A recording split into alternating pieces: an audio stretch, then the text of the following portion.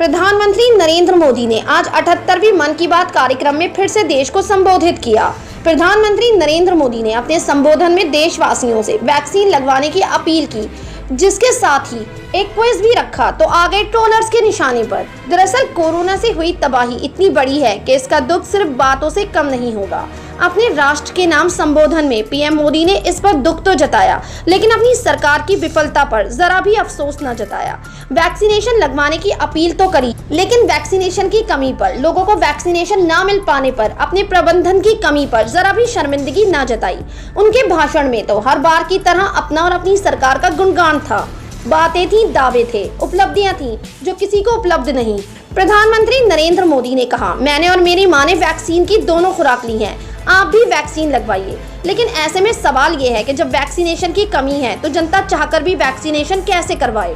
प्रधानमंत्री नरेंद्र मोदी ने अपने भाषण में खिलाड़ियों को प्रोत्साहन करा, लेकिन देश की जनता की बढ़ती बेरोजगारी और गरीबी पर कोई बात नहीं। पीएम मोदी हर मुश्किल सवाल से बच निकलते हैं। अब उनसे पूछा भी कैसे जाए, क्योंकि वो एक तरफा संवाद करते हैं, कभी मन की बात तो कभी राष्ट्र के नाम संबोधन। 7 साल में उन्होंने एक भी सीधी प्रेस कॉन्फ्रेंस नहीं की, तो कोई उनसे कैसे पूछे कि कब किया ऑक्सीजन का इंतजाम, जब पूरे देश में हाहाकार मच गया, लाखों लोगों की सांसें टूट गईं। कब मिला इंजेक्शन, जब लाखों लोगों की जानें चली गईं। मोदी जी आकर एक तरफ संबोधन करते हैं और चले जाते हैं, फिर आप करते रहिए सवाल। आज भी अपने मन की बात कार्यक्रम में प्रधानमंत्री ने सबसे टीका लगवाने की अपील तो करी, लेकिन सारे देशवासियों को टीका मुहैया कराने पर कोई बात नहीं। जनता को इंतजार था कि पीएम मोदी बढ़ती महंगाई, बढ़ते पेट्रोल डीजल के दामों को लेकर कुछ राहत भरी खबर सुनाएंगे, लेकिन पीएम मोदी तो जनता से क्विज खेलने लगे। प्रधानमंत्री ने कहा, साथियों, आप मुझे जवाब भेजें ना भेजें, पर माई गवर्नमेंट में ओलंपिक पर जो क्विज है उसमें प्रश्नों के उत्तर देंगे तो कई सारे इनाम जीतेंगे। ऐसे बहुत सारे प्रश्न माई गवर्नमेंट के रोड टू टोक्यो क्विज में है।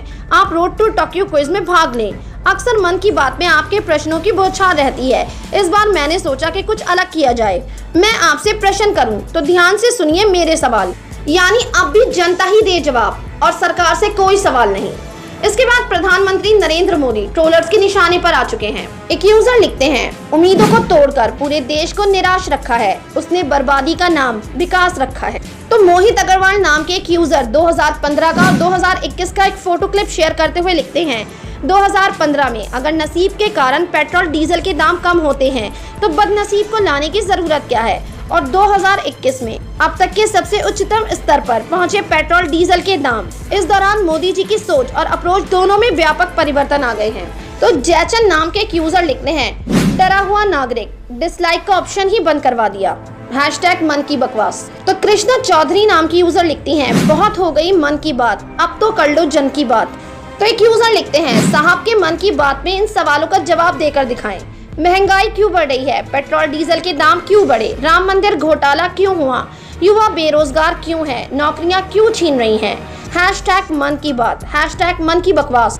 ऐसे कितने ही सोशल मीडिया यूजर हैं जो प्रधानमंत्री नरेंद्र मोदी की मन की बात के बाद उनको ट्रोल करते हुए दिखाई दे रहे हैं। आपकी क्या राय है इस खबर के बारे में? अपनी राय कमेंट सेक्शन में जरूर दें। हमारे चैनल को सब्सक्राइब करें, बेल आइकन प्रेस करें ताकि हर खबर आप तक जल्द से जल्द पहुंचे।